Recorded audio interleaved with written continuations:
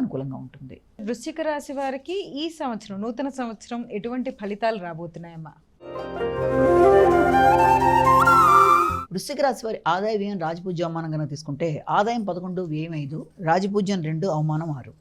ఈ వృశ్చిక రాశి వాళ్ళకి సంవత్సరం ప్రారంభం నుంచి కొద్ది కాలం పాటు నడిచే సమయంలో ముఖ్యంగా సంతానానికి సంబంధించి, కుటుంబానికి సంబంధించి వారి యొక్క మాటల నెగ్గే విధంగా ఉండడం, వారు చెప్పిన విధంగానే నడుచుకుంటూ ముందుకు వెళ్ళవలసిన పరిస్థితులు లాంటివి రావడం మొదలైన వాటికి అవకాశం ఉంటుంది.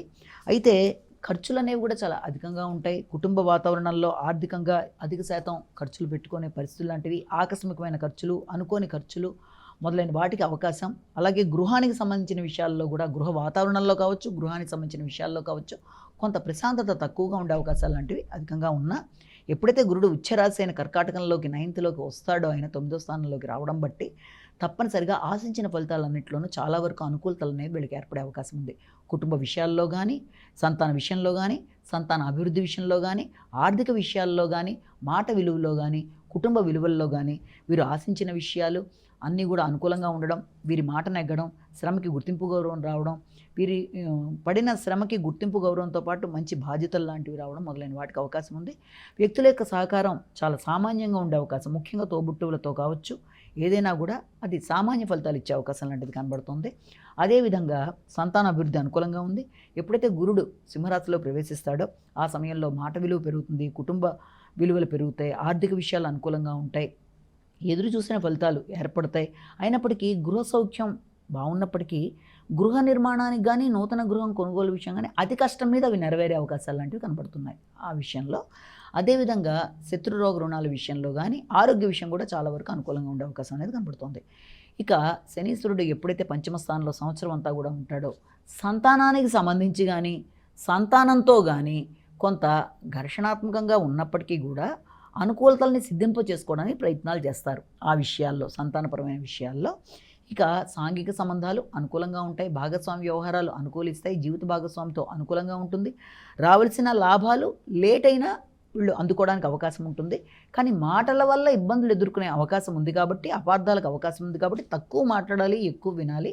వీలైనంతవరకు ఆ విధంగా ఉంటే ఘర్షణలకి దూరంగా ఉండే అవకాశం అనేది ఒకటి కనబడుతుంది.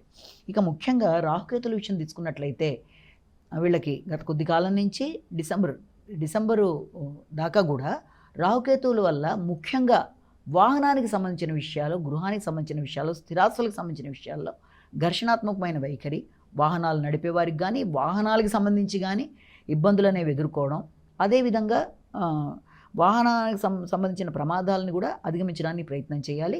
ముఖ్యంగా వాహనాలు నడిపేటప్పుడు గౌతమ నామస్మరణ చేయడం అనేది చాలా మంచిది.